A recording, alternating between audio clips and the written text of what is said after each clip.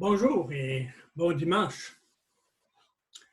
Les deux dernières fois que j'ai prêché pour l'Église ici à Sherbrooke, c'était au sujet de différents messages que Jésus avait envoyés aux églises de l'Asie. Et ce matin, j'aimerais que nous regardions le troisième de ces messages-là. C'était à l'église de Pergame. Et avant de commencer, j'aimerais que nous lisions le passage que nous avons dans Apocalypse chapitre 2 et puis les versets 17, c'est-à-dire les versets 12 jusqu'à 17.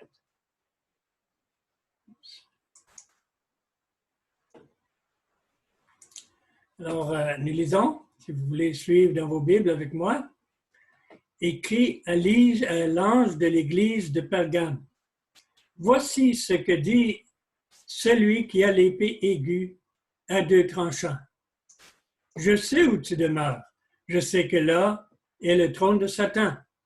Tu retiens mon nom et tu n'as pas renié ma foi, même au jour d'Antipas, mon témoin fidèle, qui a été mis à mort chez vous, là où Satan a sa demeure. Mais j'ai quelque chose contre toi. C'est que tu as là des gens attachés à la doctrine de Balaam qui enseignaient à Balak à mettre une pierre d'achoppement devant les fils d'Israël pour qu'ils mangeassent des viandes sacrifiées aux idoles et qu'ils se livrassent à l'impudicité. De même, toi aussi, tu as des gens attachés pareillement à la doctrine des Nicolaïens.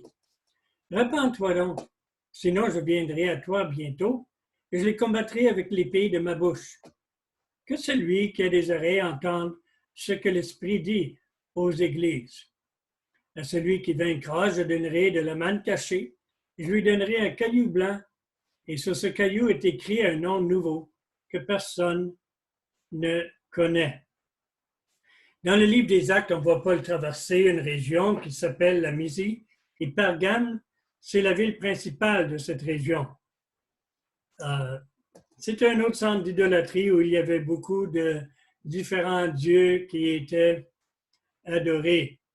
Alors ici, vous voyez juste les ruines de la ville de Pergame. Alors, il s'est trouvé une bibliothèque de livres de magie noire. Et c'est peut-être pour ça que, vu que cette ville avait infiltré l'Empire romain avec la magie noire, c'est pour ça que Jésus dit que le trône de Satan y est. Il va avoir bien de raisons. Une chose intéressante, de nos jours, la mythe du pape vient de Pergame, où c'était originalement le mythe de Dagon, le dieu poisson. Pergame semble être le contraire, l'église de Pergame, c'est-à-dire, semble être le contraire de l'église à Éphèse. On lit que Éphèse était fidèle en ce qui concerne les compromis avec le péché et les compromis doctrinaux, mais qu'elle avait abandonné son premier amour. L'Église de Pergame, au contraire, semble avoir continué à aimer le Seigneur assez pour être prêt à subir le martyre, mais elle permettait le compromis avec le péché et les fausses doctrines. Dans les deux cas, la solution est simple et pareille. Elle consiste en deux mots. Repens-toi. Repens-toi. Pourtant, la menace que Jésus tend vers ces deux églises est différente. Dans le cas d'Éphèse, si elle ne se repent pas, le Seigneur lui enlèvera son chandelier. Dans le cas de Pergame, le Seigneur viendra lui-même combattre le péché. Et il paraît que ça pourrait être douloureux. Il semble pourtant que le cas de Pergame ne serait pas aussi désespéré que le cas d'Éphèse, même si en apparence, on serait porté à penser le contraire. L'Église de Pergame est appelée à se repentir de ses compromis. Son compromis dans la doctrine, son compromis dans le domaine moral. Et puis, en autre mot, c'était son manque de séparation d'avec ce qui est mal dans le monde. On peut dire la séparation d'avec le monde, mais on ne parle pas ici de séparation des gens dans le monde, mais plutôt séparation des principes du monde, du système du monde, de la manière de penser du monde et de bien des activités du monde. Alors, Jésus emploie deux expressions, je sais et je connais. Et nous voyons cette expression dans chacune des 7 lettres, sans exception. L'Église à Pergame avait des bonnes choses. Par exemple, elle vivait au milieu d'une grande difficulté. Et c'était là où était le trône de Satan, comme on a vu.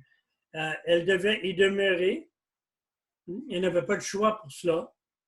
Elle ne pouvait pas changer ses circonstances. Elle ne pouvait pas changer la ville où elle était. Et de même, toi, tu ne peux pas changer les choix que les autres personnes autour de toi font. Tu ne peux pas changer les choix de ta ville. Tu ne peux pas changer la manière qu'agissent les gens où tu travailles ou même des fois ta famille. Non, tu ne peux pas changer les autres. Tu peux seulement te changer toi-même. Alors, l'Église de Pergame, malgré tout, elle avait retenu le nom, le témoignage du Seigneur sans le renier. Et c'est ça qui était important. Et toi et moi aussi, même si nous ne pouvons pas nécessairement changer les autres, nous ne pouvons pas nécessairement changer les circonstances où nous vivons, nous pouvons retenir, nous pouvons refuser de rejeter, d'oublier, de nous détourner du nom et du témoignage du Seigneur. Alors, le reproche qui est fait à cette Église, c'est qu'elle avait des gens attachés à la doctrine de Balaam, ce que nous allons expliquer tantôt. Mais il s'agissait d'une forme d'idolâtrie. Dans 1 Corinthiens chapitre 10 et verset 14, nous lisons « Fuyez l'idolâtrie ». Dans 1 Jean chapitre 5 et verset 21, « Petits enfants, gardez-vous de l'idolâtrie ». On voit que même dans le Nouveau Testament, c'est une chose qui a beaucoup d'importance. Alors, dans notre cas, nous devons nous examiner, nous redétourner des compromis spirituels et moraux dans nos vies pour les raisons vues dans la lettre à cette Église. C'est pas que l'Église elle-même pratiquait l'idolâtrie, mais elle ne semblait pas prendre une position ferme en ce qui concerne l'idolâtrie non plus, et de même avec l'immoralité.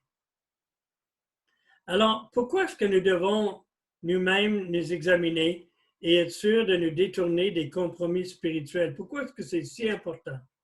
Bien, la première raison, c'est la primauté de la parole de Dieu dans nos vies. Jésus commence la lettre en disant « Voici ce que dit celui qui a l'épée aiguë à 2 tranchants. » Nous lisons ça au verset 12.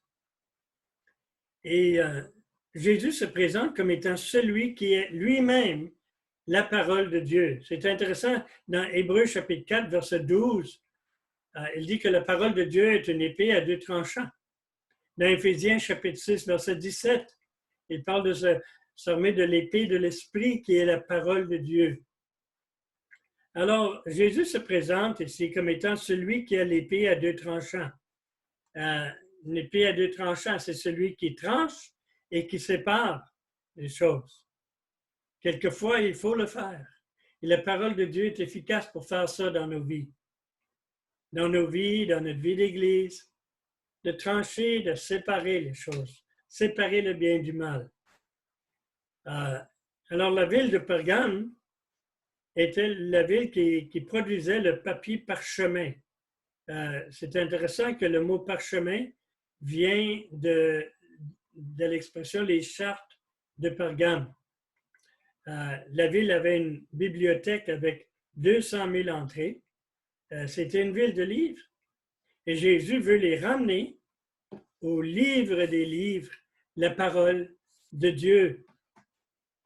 Et c'est là où nous devons nous poser la question, quelle place est-ce que la méditation de la parole de Dieu a dans ta vie personnelle? Parce que la présence de Dieu dans ta vie en dépend. Tu peux dire, ah, mais je l'ai toute lu la Bible, qu'est-ce que tu veux que je fasse de plus? Bien, personnellement, je ne sais plus combien de fois que j'ai lu la Bible du début à la fin. Probablement bien plus qu'une trentaine de fois. Le Nouveau Testament, encore plus souvent. Maintenant, je fais la lecture de la Bible une fois par an. Je suis le programme qu'on peut trouver, les feuilles quand vous tournez à l'édifice de l'Église, je ne sais pas si vous allez encore pouvoir trouver les petites feuilles qui montrent un plan de lecture à travers l'année. Mais avec toutes les fois que j'ai lu la Bible, de travers, je continue à apprendre des choses. J'en apprends beaucoup. Et pas seulement ça. Même pour les choses que j'ai appris et j'ai compris, à force de les méditer dans la parole de Dieu, ça me revient à l'esprit, ça influence ma manière de penser encore plus.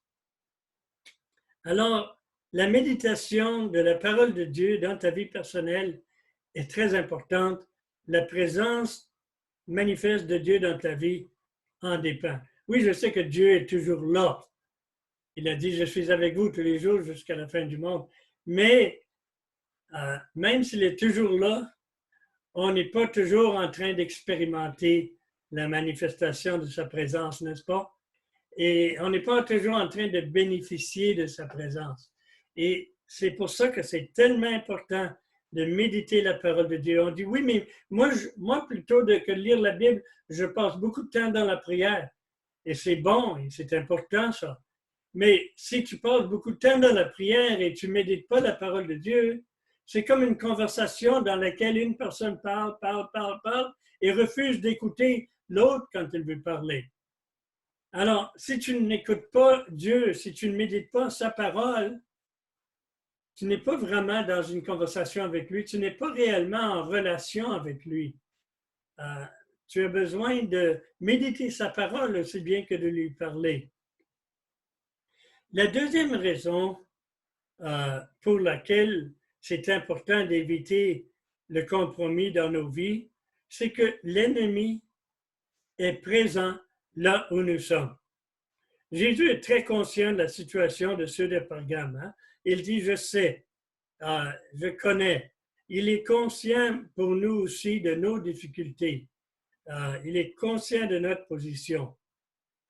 Il est conscient, il est présent et il est impliqué dans nos vies, dans notre situation. À Pergame, il y avait un hôtel à Zeus. La ville contenait un trône de 40 pieds de haut, pouvant être vu de très loin. L'hôtel à Zeus.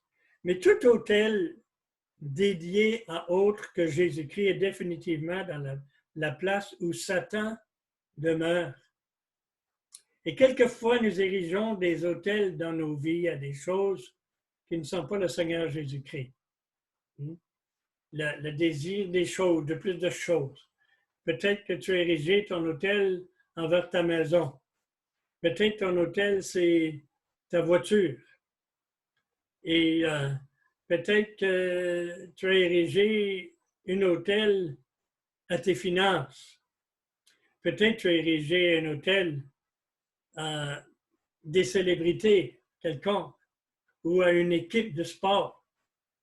Ce sont toutes des choses qui en soi-même peuvent être très bien et peuvent avoir une certaine importance, mais faisons attention de ne pas ériger notre hôtel de notre cœur à ces choses-là. Quand Jésus dit « je sais, je connais », il a parlé de la souffrance d'Antipas, sa mort, la manière qu'il a été mis à mort. Nous ne savons rien de lui. Il y a une tradition qui dit qu'il aurait été brûlé vif, c'est possible. Mais si bien nous ne savons rien de lui, c'est intéressant que Jésus le connaissait par son nom. Et c'est ça qui est vraiment important, parce qu'il est présent avec nous aussi. Et quand tu souffres, même si personne d'autre n'est au courant, Jésus l'est. Il est présent. Il connaît ton nom. Il sait exactement qu'est-ce que tu as souffert, même si personne d'autre le sait. Alors, mais l'ennemi est présent là où nous sommes. Et puis, il nous rend la vie difficile des fois, comme nous allons voir. Et à cause de ça, c'est important que nous prenions position claire contre tout compromis avec le mal, avec les armes de l'ennemi. Alors ça, c'est les deux premières raisons pour éviter le compromis avec le mal. Premièrement, la primauté de la parole de Dieu dans nos vies. Deuxièmement, la présence de l'ennemi, de l'adversaire, de Satan, là où nous sommes.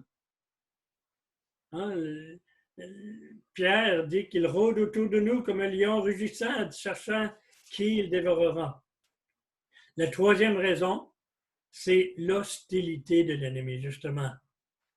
Hein, Pierre disait comme un lion rugissant. L'ennemi prendra avantage de tout ce que nous faisons comme compromis dans nos vies.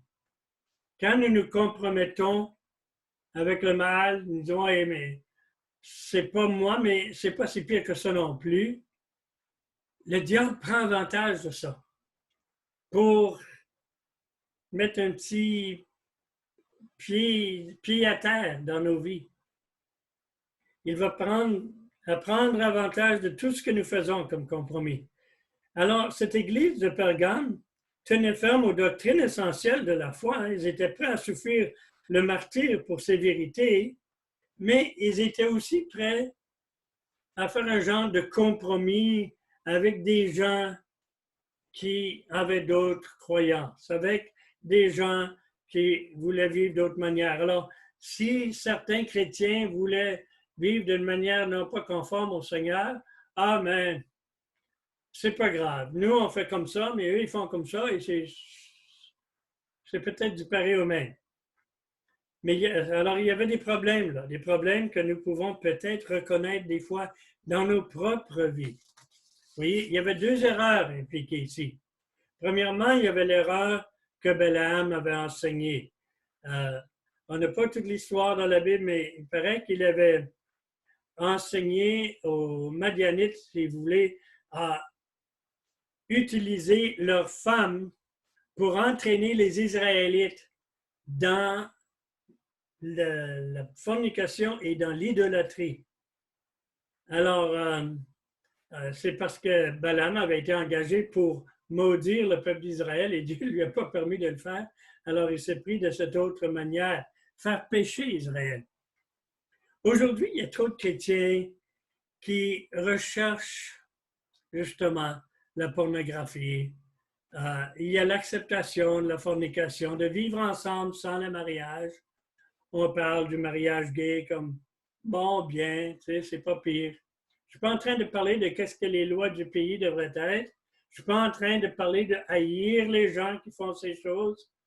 Et je suis en train de parler de nous comme croyants et quelle est notre position personnelle. Les églises prétendues chrétiennes acceptent toutes ces choses-là dans leur sein. Je ne parle pas d'ouvrir les bras pour les personnes qui ont besoin. Je parle d'accepter des activités là, qui ne sont pas selon la parole de Dieu. Dieu est remplacé aussi par l'autel au plaisir. Pour nous, la cupidité peut être une forme d'idolâtrie. Dans Colossiens chapitre 3, verset 5, quand il parle des choses que nous devons mettre à mort dans nos vies, il ajoute l'idolâtrie, c'est-à-dire la cupidité qui est une idolâtrie. La cupidité, c'est de vouloir plus, de vouloir plus. Ça m'en prend plus. Oh, si si je pouvais avoir dans mon compte en banque 100 000 wow, ça serait quelque chose. Mais une fois que tu as 100 000 bien, si je pouvais avoir 200 000, éventuellement, si je pouvais avoir 1 million, et on voit des gens qui ont des milliards et ils ne sont pas encore satisfaits. On vit pour les désirs de plus de plaisir, de plus de loisirs, de plus d'argent. Et ça devient finalement seulement ces choses-là qui comptent. Alors, ça, on peut rattacher à ce que Balaam avait enseigné. Il y avait l'autre problème pour l'Église à Pergame, c'était celle de l'hérésie des Nicolaïtes. Ça, c'était la pratique d'un clergé qui prétend être plus proche de Dieu que les autres croyants, ayant une relation plus spéciale avec Dieu, avec des révélations personnelles de la part de Dieu que les autres n'ont pas. Et puis, ça aussi, ça existe de nos jours. Oui, on sait qu'il y a problème de ces faux prédicateurs, les faux prophètes qui parlent à la télévision, à l'Internet et tout, font des promesses de la part de Dieu que Dieu n'a jamais faites, et puis ils disent que Dieu les a parlé, qu'il les a assurés, et souvent ces gens-là, ils sont en train de s'amasser de l'argent, des offrandes, des gens qui pensent qu'ils vont mieux prospérer s'ils envoient de l'argent à ces gens-là. Et même, ils disent qu'il y en a un qui dit que Dieu lui avait dit qu'il devait ramasser des millions de dollars pour s'acheter un deuxième avion. Un grand avion, là, pas un petit avion de brousse. Mais on peut bien rire de ces choses-là, mais c'est triste parce qu'ils trompent. Ils trompent même des croyants qui sont un peu, des fois, naïfs. Et puis, ça devient vraiment triste. Mais, peut-être dans notre Église, nous n'avons pas ce problème-là. Et on n'a pas non plus des pasteurs qui disent, bon, bien, ils ont des révélations spéciales de la part de Dieu. Ou des pasteurs qui disent, vous autres, vous êtes des chrétiens bien ordinaires, mais nous avons l'esprit d'une manière spéciale. Non, ça n'existe pas dans notre Église. De l'autre côté, les croyants peuvent des fois tomber dans le piège pour dire la responsabilité spirituelle demeure dans les pasteurs et les anciens, et nous, bon, ben, c'est pas grave. C'est pas grave si on ne médite pas la parole de Dieu, si on ne prie pas beaucoup. C'est pas grave si on ne témoigne pas. Non, parce que l'important, c'est que les anciens et les pasteurs fassent ça. Et pourtant, Dieu a donné la même mission à tous les croyants, la même responsabilité à tous les croyants. Les pasteurs, les anciens, ont une tâche spéciale et importante dans l'Église pour conduire l'Église, pour enseigner la parole de Dieu, mais ça n'enlève pas la responsabilité de chaque croyant dans sa relation avec Dieu et dans son obéissance au Seigneur, dans la mission que Dieu lui a donnée dans le monde. Alors, dans ce sens-là, on pourrait tomber dans le piège des Nicolaïtes.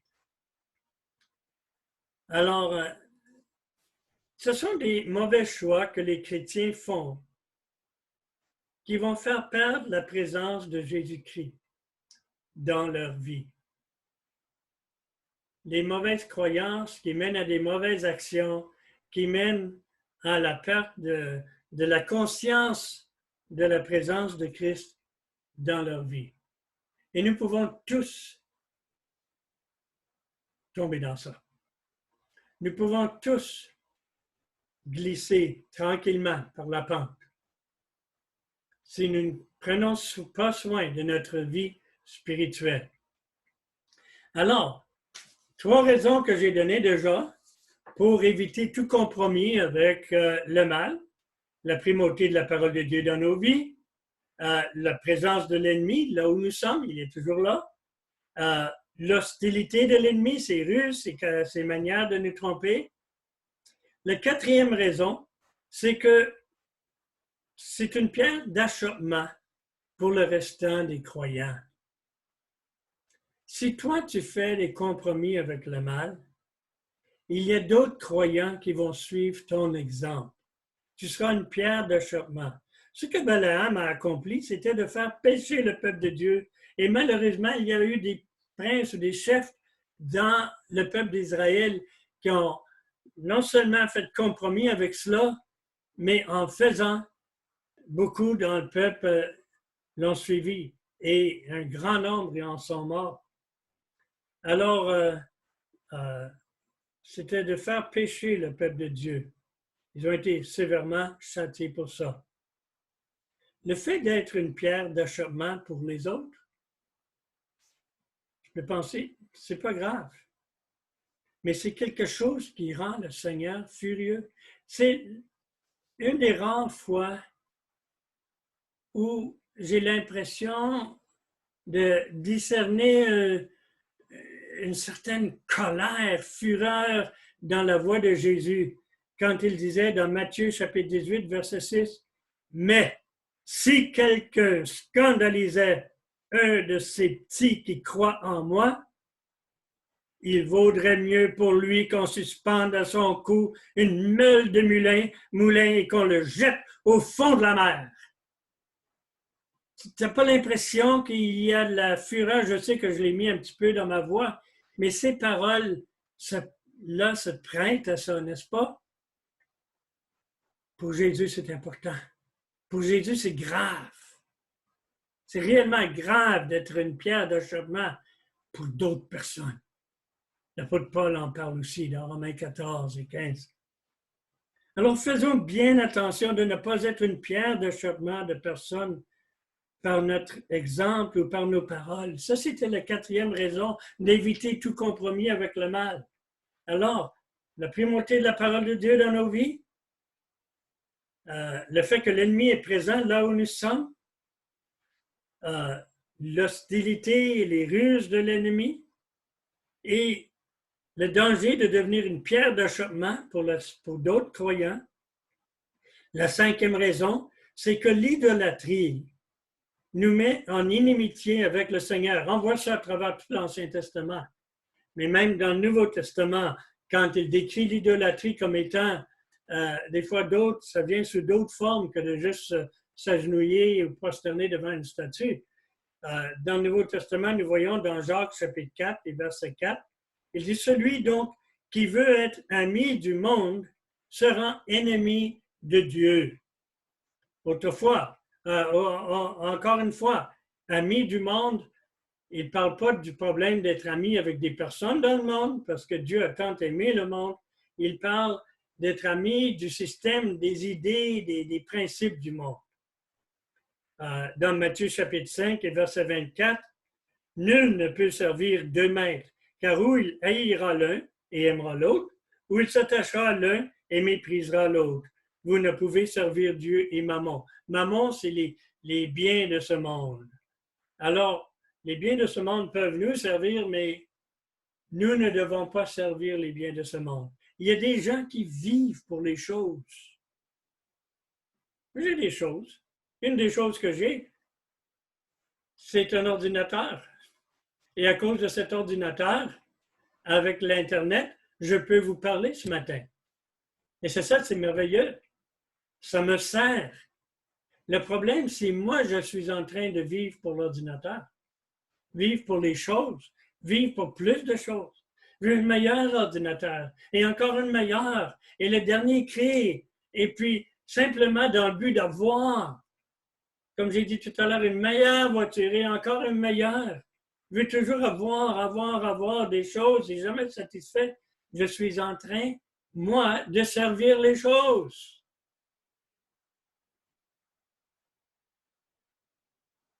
Alors, en d'autres mots, quand il dit vous ne pouvez pas servir Dieu et Mammon, il est en train de dire décidez-vous. Dieu ou Mammon? Dieu ou les choses? Dieu ou les principes de ce monde? Qu'est-ce qui influence tes décisions le plus? Est-ce que c'est l'argent, par exemple? Ou est-ce que c'est la volonté de Dieu? Une question qu'il faut toujours faire attention à se poser en tant qu'Église et en tant qu'individu spécialement. Il faut choisir, en autre mot, entre la repentance et d'être en guerre avec le Seigneur. On ne veut pas être ennemi de Dieu. Parce que le Seigneur dit qu'il les combat avec l'épée de sa bouche, avec sa parole. Cela doit être notre arme aussi de combat aujourd'hui quand il s'agit du péché et du compromis. De combattre avec la parole de Dieu. Cela ne donne rien de combattre avec l'intimidation ou avec d'autres choses. Des fois, on pense essayer de toutes sortes de choses pour combattre le péché dans nos vies, mais même un psychologue séculier du monde parlait de combattre nos mauvaises habitudes et nos problèmes, les combattre avec la vérité. Il parlait de la thérapie de la vérité. Bien, la vérité, la parole de Dieu, nous donne la meilleure thérapie pour cela, n'est-ce pas? Alors, si nous faisons cela, nous aurons la présence du Seigneur avec nous. Choisis la repentance plutôt que d'être en guerre avec le Seigneur, parce que dans une guerre avec le Seigneur, tu ne peux pas gagner. Alors, j'ai déjà donné 5 raisons pour éviter le compromis avec le mal. Hein?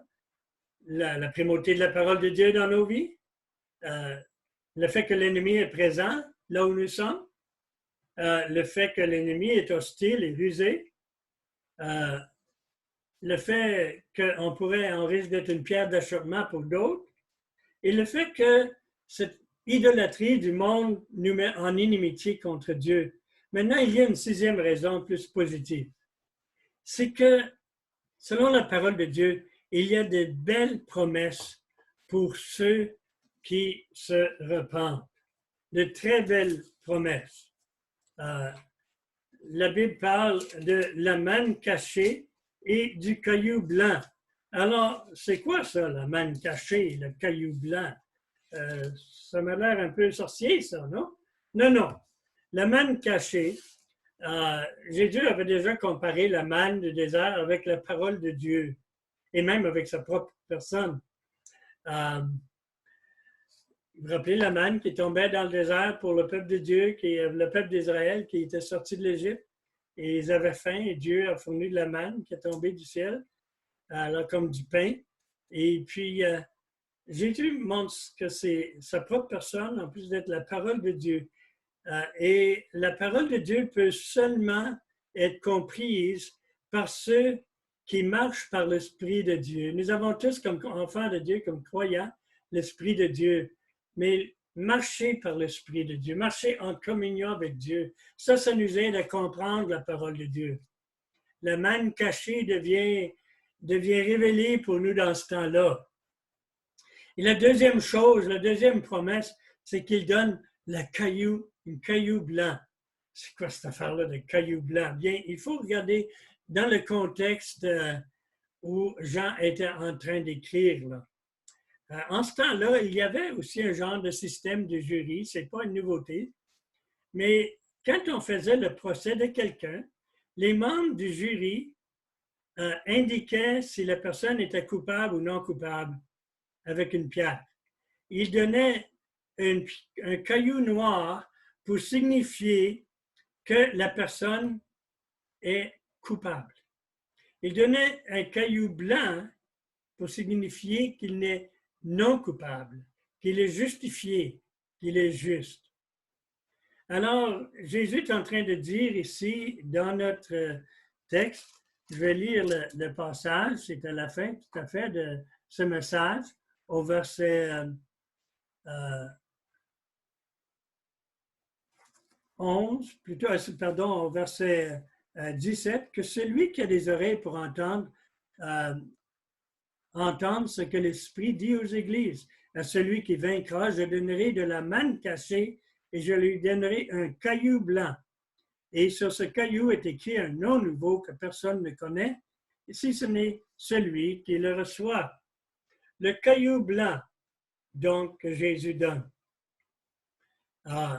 Nous recevrons un nouveau nom sur ce caillou. Un peu comme Simon qui est devenu Pierre, n'est-ce pas? que Jésus lui a donné. Mais c'est un nouveau nom qui sera choisi par le Seigneur et qui va refléter en quoi il nous a transformés. Simon voulait dire un roseau, Pierre, solide. Et puis, il était en train de transformer Simon en Pierre. C'est un processus de toute sa vie, ça. Alors, de la même manière, il nous transforme. Tout un processus de transformation. Quelle est l'application pour l'Église? Bien, l'Église, c'est la maison de Dieu. Je ne parle pas de l'édifice, là. Je parle de l'Église, l'ensemble des croyants. Alors, le monde et sa manière de faire doivent rester en dehors de ça. Ils sont bienvenus dans l'édifice, mais ils doivent rester en dehors de la vraie Église. Et puis, c'est important d'enseigner tout le conseil de Dieu, comme Paul a fait. Toutes nos doctrines, nos croyances doivent venir de ce qui est très clair dans la parole de Dieu et non pas sculptées par nos traditions et nos préférences personnelles, parce que ça deviendrait une forme d'idolâtrie. Les leaders sont tenus, les anciens, les pasteurs sont tenus responsables pour des faux enseignements et pour permettre la mondanéité dans l'Église. Et c'est pour ça que nous devons maintenir une séparation vigilante du monde, des principes qui sont dans le monde, je parlais. Mais le faire dans l'amour pour les gens, parce qu'ils ont besoin de Jésus. Et nous sommes, quelques-uns de nous sommes la seule, pour beaucoup d'eux, la seule Bible qu'ils vont lire, c'est nos vies, n'est-ce pas? Alors, comme Jésus a dit, nous sommes dans le monde, mais nous ne sommes pas du monde. Nous ne faisons pas partie. Quelle est l'application personnelle que nous pouvons faire pour tout ça? C'est que nous devons déraciner de nos âmes, de nos cœurs, les places où nous compromettons notre foi par l'amour pour le siècle présent, par l'amour pour les choses, par l'amour d'être comme les autres. Nous devons être très certains que nos croyances sont bien fondées sur la parole de Dieu. Et nous ne devons pas donner à personne une autorité sur notre foi ou notre vie spirituelle comme s'il avait une autorité spéciale de Dieu. Son autorité est dans la parole de Dieu seulement. Et c'est ça qui donne l'autorité, une certaine autorité à ceux qui enseignent la parole de Dieu, parce que la parole de Dieu est l'autorité.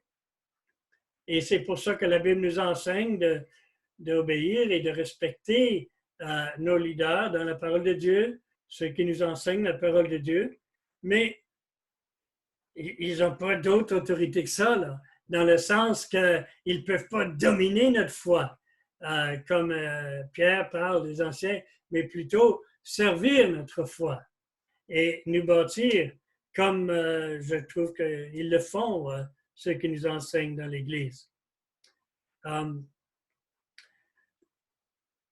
Nous devons nous engager envers une sainteté personnelle de vie. Ça veut dire nous séparer des désirs qui sont dans le monde. Nous avons besoin du Saint-Esprit pour vivre comme ça. Et comme j'ai dit tout à l'heure, tout croyant a le Saint-Esprit, mais nous avons besoin de marcher par l'Esprit. En d'autres mots, marcher dans la plénitude de l'Esprit, marcher dans la communion avec Dieu. Mais au fond, il s'agit pour les chrétiens de faire un choix. Un choix entre les bénédictions que le monde nous offre ou les bénédictions que la présence du Seigneur donne dans la vie. Lequel est-ce que tu aimes mieux avoir? Tu ne peux vraiment pas avoir les deux. Impossible. Tu dois choisir, tu dois faire un choix. Le Seigneur veut bénir avec sa présence, avec la manne cachée dont il a parlé, mais il attend à ce que tu fasses ton choix. De quoi est-ce que tu as plus soif dans la vie? De plus de choses ou de plus du Seigneur dans ta vie?